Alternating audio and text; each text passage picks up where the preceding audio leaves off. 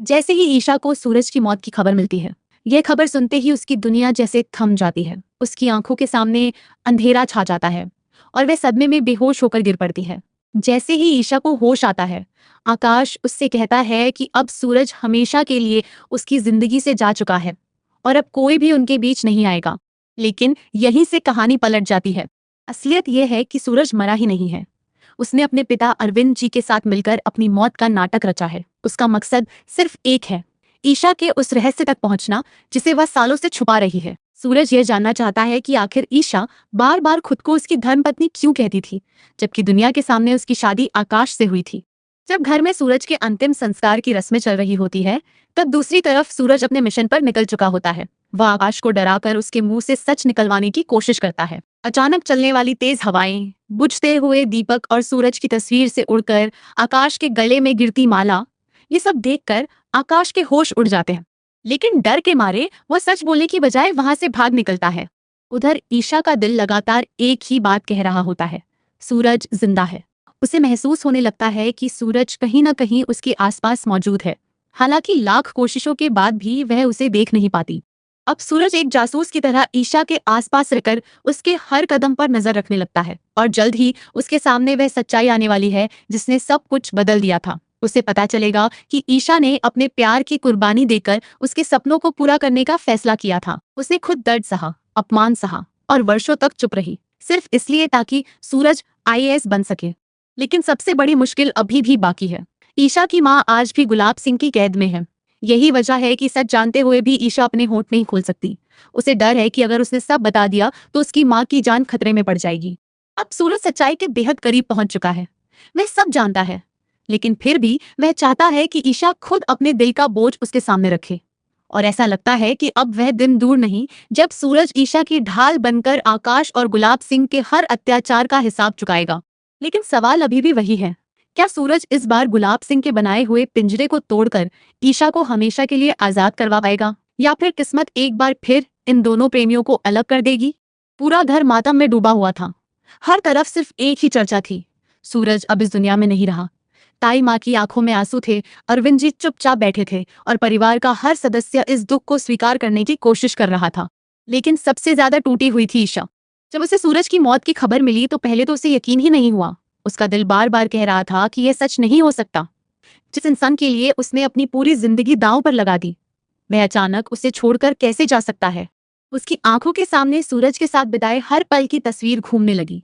वह पल जब दोनों ने साथ सपने देखे थे, वह पल जब ईशा ने खुद को सूरज से दूर कर लिया था ताकि उसका भविष्य बर्बाद ना हो, और वह पल जब सूरज ने उसे गलत समझ लिया था।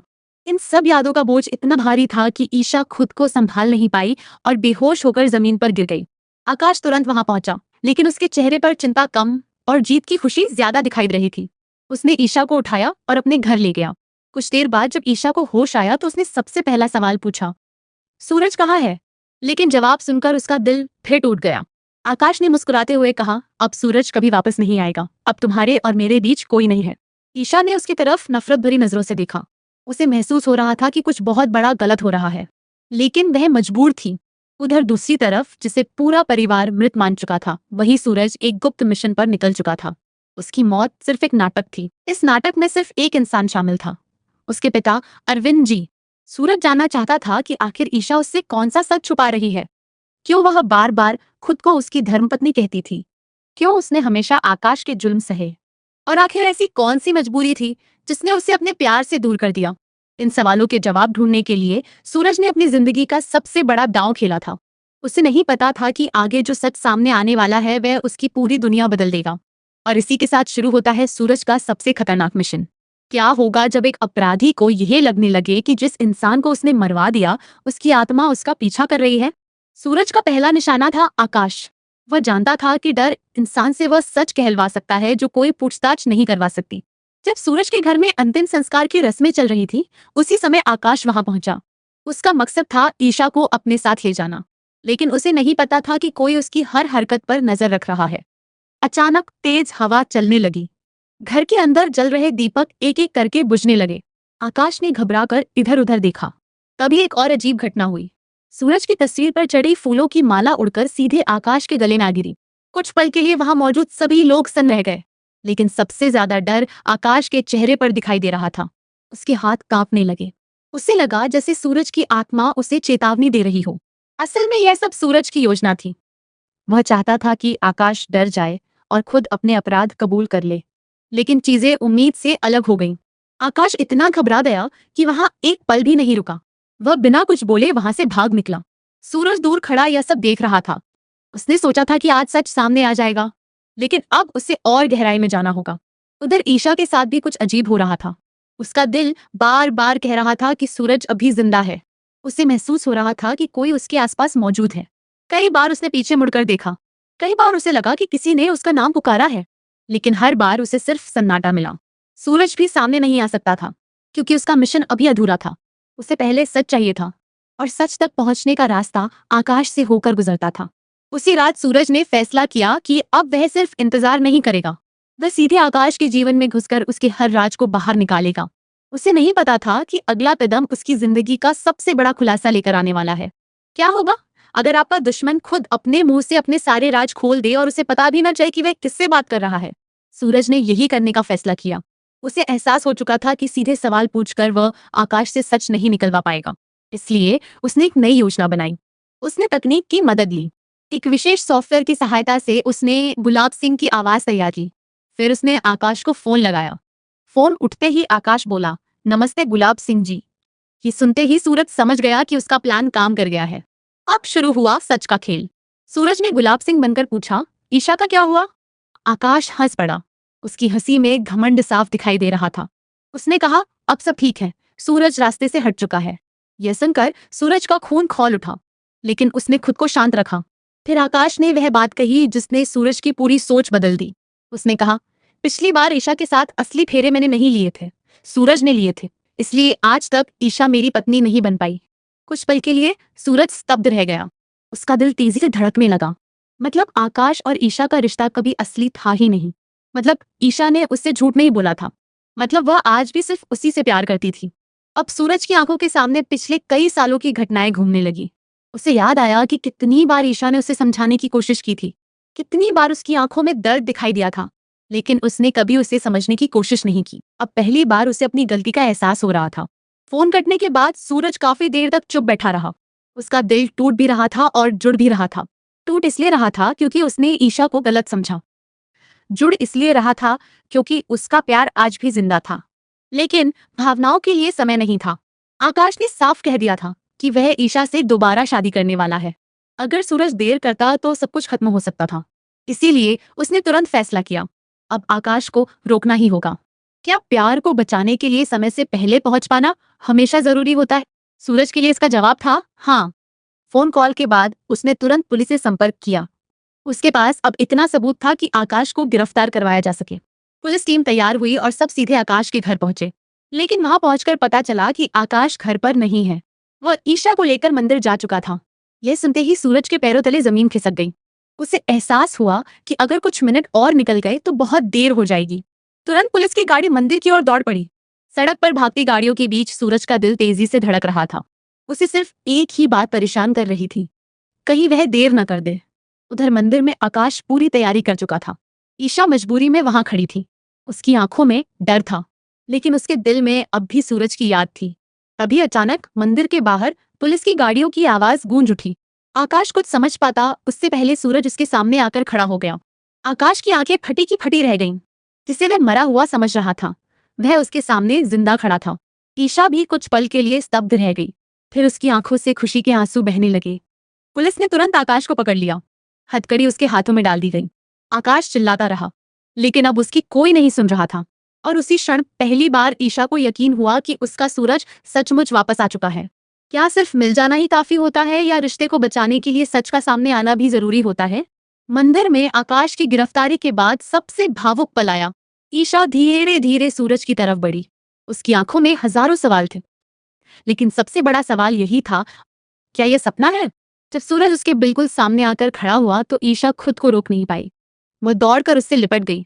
कई सालों का दर्द उस एक पल में आंसुओं के रूप में बाहर निकल आया। सूरज ने भी उसे संभाल लिया, लेकिन उसके मन में अभी भी कुछ सवाल बाकी थे। उसने कहा, अगर तुम मुझसे प्यार करती थी तो फिर इतना बड़ा सच क्यों छुपाया? ईशा चुप रही। वह सब बताना चाहती थी, लेकिन उसकी माँ अब भी खतरे में थी। गुलाब सिंह की धमकी आज भी उसके सिर पर तलवार बनकर लटक रही थी। अगर उसने सच बताया तो उसकी माँ की जान जा सकती थी। सूरज उसकी मजबूरी समझने लगा था, लेकिन वह चाहता था कि एक दिन ईशा खुद उसे सब बताए। उसी समय पुलिस आकाश को लेकर चली गई, लेकिन कहानी यहाँ खत्म नहीं हुई थी। असल लड़ाई तो अब शुरू होने वाली थी, क्योंकि आकाश के पीछे खड़ा था गुलाब सिंह, वह इंसान जिसने सालों तक ईशा की जिंदगी को कैद बनाकर रखा था। और अब सूरज ने फैसला कर लिया था कि वह सिर्फ ईशा को नहीं बचाएगा, वह उसकी माँ को भी आजाद करवाएगा। यही मिशन अब उसकी जिंदगी का नया उद्देश्य बनने वाला था। लेकिन उसे नहीं पता था कि गुलाब सिंह पहले से ज्यादा खतरनाक चाल चलने की तैयारी कर रहा है। एक ऐसी चाल जो फिर से सूरज और ईशा की जिंदगी को संकट में डाल सकती है। और यहीं से शुरू होती है उनकी कहानी का सबसे बड़ा युद्ध। क्या होगा जब जिस बेटे की मौत पर पूरा परिवार रो चुका हो, वही अचानक दरवाजे पर जिंदा खड़ा मिल जाए। मंदिर में आकाश की गिरफ्तारी के बाद सूरज और ईशा एक साथ घर की ओर बढ़ रहे थे। रास्ते भर दोनों के बीच खामोशी थी, लेकिन यह खामोशी दर्द की नहीं बल्कि राहत की थी। वर्षों बाद पहली बार उन्हें ऐसा लग रहा था कि शायद किस्मत उनके पक्ष में खड़ी है। उधर घर में अभी भी मातम का माहौल था। ताई माँ बार बार सूरज की तस्वीर को देखकर रो रही थी। परिवार के बाकी सदस्य भी इस दुख से बाहर नहीं निकल पा रहे थे। तभी मुख्य दरवाजा खुला। सबकी नजर एक साथ उस ओर गई। पहले ईशा दिखाई दी और उसके ठीक पीछे खड़ा था सूरज। कुछ पल के लिए पूरे घर में सन्नाटा छा गया। किसी को अपनी आंखों पर यकीन नहीं हुआ। ताई माँ ने कांपती हुई आवाज में सिर्फ एक शब्द कहा, सूरज। अगले ही पल वह दौड़कर उसके पास पहुंची और उसे गले लगा लिया। उनकी आंखों से लगातार आंसू बह रहे थे। घर के बाकी सदस्य भी भावुक हो गए। जिस इंसान को उन्होंने हमेशा के लिए खो दिया था, वह उनके सामने खड़ा था। अरविंद जी दूर खड़े मुस्कुरा रहे थे। उन्हें पहले से सच्चाई पता थी, लेकिन अब पूरे परिवार की खुशी देखकर उनका दिल भी भर आया। कुछ देर बाद सूरज ने सभी को बैठाया और पूरी योजना बताई। उसने बताया कि उसकी मौत सिर्फ एक नाटक थी। उसने यह सब इसलिए किया ताकि आकाश और उसके पीछे छिपे लोगों की सच्चाई सामने आ सके। परिवार पहले तो हैरान हुआ, लेकिन बाद में सभी ने माना कि अगर सूरज यह कदम नहीं उठाता तो शायद सच कभी सामने नहीं आता। फिर बात ईशा की हुई। वही ईशा जिसे कुछ समय पहले तक घर के कई लोग गलत समझ रहे थे। सूरज ने सबके सामने कहा, जिस लड़की को आप लोगों ने गलत समझा, उसने मेरे लिए अपनी पूरी जिंदगी कुर्बान कर दी। ये सुनकर घर में बैठे सभी लोग चौंक गए। सूरज ने बताया कि ईशा ने कितनी तकलीफें सही, कितने अपमान झेले और कितनी बार अपने दिल को तोड़ा, सिर्फ इसलिए ताकि वह अपने सपनों को पूरा कर सके। ताई माँ की आंखों में शर्म दिखाई देने लगी। उन्होंने ईशा का हाथ पकड़ा और कहा, बेटी, हमें माफ कर दो, हमने तुम्हें समझने में बहुत देर कर दी। ये सुनते ही ईशा रो पड़ी। सालों से जो बोझ उसके दिल पर था, वह धीरे धीरे हल्का होने लगा। लेकिन उसी समय कहानी में एक नया संकेत मिलने वाला था, क्योंकि दूर कहीं कोई ऐसा व्यक्ति था जिसे सूरज की वापसी की खबर मिल चुकी थी। और वह व्यक्ति था गुलाब सिंह, जिसकी वापसी अब इस कहानी को और खतरनाक मोड़ पर ले जाने वाली थी। क्या होता है जब पुराना दुश्मन फिर से मैदान में उतरने का फैसला कर ले? आकाश की गिरफ्तारी की खबर जंगल की आग की तरह फैल चुकी थी, लेकिन ये खबर सबसे ज्यादा जिस इंसान को परेशान कर रही थी, वह था गुलाब सिंह। वह अब तक पर्दे के पीछे रहकर खेल खेल रहा था, लेकिन जैसे ही उसे पता चला कि सूरज जिंदा है और आकाश जेल पहुंच चुका है, उसका गुस्सा 7वें आसमान पर पहुंच गया। उसने मेज पर रखा गिलास उठाकर दीवार पर दे मारा। उसकी आंखों में सिर्फ एक ही बात दिखाई दे रही थी, बदला। उसे एहसास हो गया था कि अगर सूरज जिंदा रहा तो उसके सारे राज सामने आ जाएंगे। दूसरी तरफ सूरज को भी अंदाजा था कि असली लड़ाई अभी बाकी है। एक शाम वह अपने प्यार के साथ बैठा था, तभी उसके पास एक पुरानी फाइल पहुंचती है। इस फाइल में कुछ ऐसे दस्तावेज थे जो गुलाब सिंह के पुराने अपराधों से जुड़े हुए थे। सूरज जैसे जैसे फाइल पढ़ता गया, उसका गुस्सा बढ़ता गया। उसे पता चला कि गुलाब सिंह सिर्फ ईशा और उसकी माँ को ही नहीं, बल्कि कई और लोगों को भी सालों से ब्लैकमेल करता आ रहा था। वो अपने प्रभाव और डर का इस्तेमाल करके लोगों की जिंदगी बर्बाद कर देता था। अब सूरज को समझ आ गया कि ये सिर्फ उसकी और ईशा की लड़ाई नहीं है, ये उन सभी लोगों की लड़ाई है जो गुलाब सिंह के अत्याचारों का शिकार बने थे। उधर ईशा अभी भी पूरी तरह निश्चिंत नहीं हो पा रही थी। उसे अपनी माँ की चिंता सता रही थी। वह जानती थी कि गुलाब सिंह हार मानने वालों में से नहीं है। अगर उसे जरा भी शक हुआ कि सच सामने आने वाला है, तो वह सबसे पहले उसकी माँ को नुकसान पहुंचाएगा। इसी डर की वजह से ईशा अब भी कुछ बातें सूरज से छुपा रही थी, लेकिन सूरज धीरे धीरे उसकी मजबूरी समझने लगा था। एक रात ईशा अकेले बैठी रो रही थी। तभी सूरज उसके पास आया। उसने बिना कुछ पूछे उसका हाथ पकड़ लिया और कहा, अब तुम अकेली नहीं हो। ये 4 शब्द ईशा के लिए किसी सहारे से कम नहीं थे। लेकिन उसी समय एक और बड़ा खतरा उनके करीब आ रहा था। गुलाब सिंह ने अपने एक खास आदमी को बुलाया। उसने आदेश दिया, अगर सूरज रास्ते से नहीं हटता तो उसे हमेशा के लिए हटा दो। ये सुनकर वह आदमी मुस्कुराया, क्योंकि उसका काम ही था लोगों को खत्म करना। अब कहानी में सिर्फ साजिश नहीं रहने वाली थी, अब इसमें जानलेवा हमला भी शामिल होने वाला था। और सूरज को अभी इस बात का अंदाजा तक नहीं था कि उसके खिलाफ मौत की नई योजना बन चुकी है। क्या होगा जब दुश्मन सामने से नहीं बल्कि परछाइयों से हमला करे। सूरज और ईशा को लग रहा था कि सबसे कठिन दौर पीछे छूट चुका है, लेकिन सच इसके बिल्कुल उलट था। गुलाब सिंह ने जो नया खेल शुरू किया था वह पहले से कहीं ज्यादा खतरनाक था। उसका भेजा हुआ आदमी अब सूरज की हर गतिविधि पर नजर रख रहा था। वह जानना चाहता था कि सूरज कब घर से निकलता है, कहाँ जाता है और किन लोगों से मिलता है। एक दिन सूरज को एक गुमनाम लिफाफा मिला। उसके अंदर सिर्फ एक तस्वीर थी। तस्वीर में ईशा की माँ दिखाई दे रही थी और तस्वीर के पीछे लिखा था, अगर सच जानना चाहते हो तो अकेले आना। सूरज समझ गया कि यह कोई साधारण संदेश नहीं है, लेकिन उसने ये बात किसी को नहीं बताई। वह अकेले ही बताए गए स्थान पर पहुंच गया। वह जगह शहर से दूर एक पुराना गोदाम था। चारों तरफ सन्नाटा था। जैसे ही सूरज अंदर गया, अचानक दरवाजा बंद हो गया। उसे महसूस हुआ कि यह एक जाल है, लेकिन अब वापस लौटना संभव नहीं था। कुछ ही क्षणों बाद कई नकाबपोश लोग उसके सामने आ गए। उनके हाथों में हथियार थे। उनका इरादा साफ था, सूरज को जिंदा बाहर नहीं जाने देना। उधर घर में ईशा बेचैन होने लगी। उसका दिल बार बार कह रहा था कि सूरज किसी मुसीबत में है। उसने कई बार उसे फोन किया, लेकिन फोन नहीं लगा। जैसे जैसे समय बीत रहा था, उसकी चिंता बढ़ती जा रही थी। गोदाम के अंदर सूरज अकेला था, लेकिन उसने हार नहीं मानी। उसने एक एक करके हमलावरों का सामना करना शुरू किया। हालांकि संख्या ज्यादा थी, फिर भी उसका हौसला कमजोर नहीं पड़ा। उसी दौरान एक नकाबपोश आदमी ने गलती से अपना चेहरा दिखा दिया और सूरज उसे पहचान गया। वह आदमी पहले आकाश के साथ भी देखा गया था। अब सूरज को यकीन हो गया कि यह हमला सीधे गुलाब सिंह ने करवाया है। काफी संघर्ष के बाद सूरज वहां से निकलने में कामयाब हो गया, लेकिन उसे एक और महत्वपूर्ण चीज मिली। हमलावरों में से एक के फोन में कुछ रिकॉर्डिंग थी। उन रिकॉर्डिंग्स में गुलाब सिंह की आवाज साफ सुनाई दे रही थी। पहली बार सूरज के हाथ ऐसा सबूत लगा था जो गुलाब सिंह को कानून के सामने खड़ा कर सकता था। लेकिन समस्या यह थी कि अब गुलाब सिंह को भी पता चल चुका था कि सूरज उसके बहुत करीब पहुंच चुका है। इसलिए उसने अगला कदम उठाने का फैसला किया, और इस बार उसका निशाना सूरज नहीं बल्कि ईशा थी। कहानी अब उस मोड़ पर पहुंच चुकी थी जहां प्यार, बदला, परिवार और सच्चाई की लड़ाई एक साथ टकराने वाली थी। सूरज के हाथ सबूत तो आ चुके थे, लेकिन क्या वह समय रहते ईशा को बचा पाएगा, या फिर गुलाब सिंह एक बार फिर दोनों की जिंदगी में ऐसा तूफान लेकर आएगा जो सब कुछ बदल देगा।